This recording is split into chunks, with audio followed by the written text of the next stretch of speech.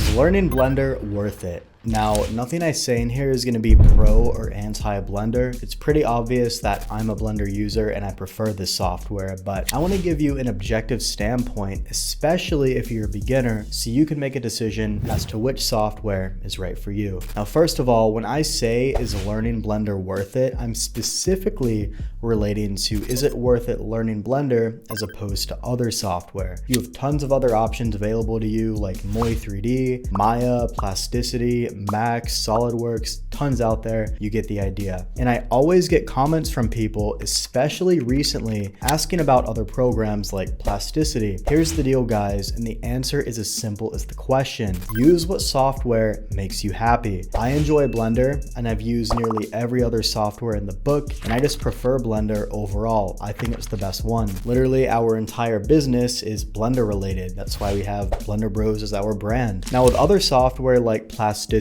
or other CAD programs out there are some pretty crazy operations that are literally impossible to achieve in polygon-based modeling software. And guess what? The same can be said for this software, Blender, as well. There are things that Blender can do nearly to perfection that other software simply can't. So whenever I make a decision like this, I think to myself, how far within the 80-20 rule is this software? And the 80-20 rule basically states that 80% of your results are going to come from 20% of whatever you're doing. So if I can get the same 80% of results in Blender that I can in another software, and I simply prefer Blender overall, then the best choice for me would be to use Blender. Yes, there are 20% more results I could possibly achieve in other software, but the catch-22 there is that the same rule would apply if you chose another software. And that would lead me to make the statement that the software you use generally doesn't matter. If you want to use Blender, use Blender. That's what I use and prefer, even though sometimes I might need to dip my feet elsewhere if there's an operation I need and can't perform inside of Blender, but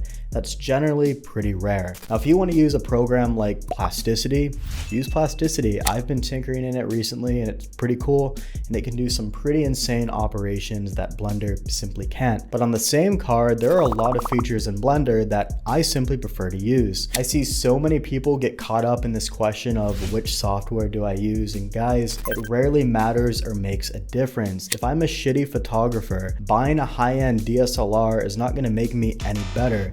Likewise, if I'm a pro photographer and know how to actually do composition properly, lighting, all that stuff, I'll be able to achieve better results with a simple iPhone camera than a newbie can with a pricey DSLR. And that's because I know composition rules, framing, lighting, and all the essential stuff that actually goes into making you a good photographer. And this is precisely why your choice of software isn't going to really make a difference. If you're already used to Blender and comfortable with it, stick with it. I'm not saying to never venture out and play with new software. I certainly am. But there's a point of diminishing returns because I know Blender's hard surface modeling tools in and out, and I've simply been using it for so long. So jumping to another software, it really doesn't make sense for me. So if you do choose to transition elsewhere permanently, consider everything I mentioned in this video and think, will it really be beneficial for what I'm trying to achieve?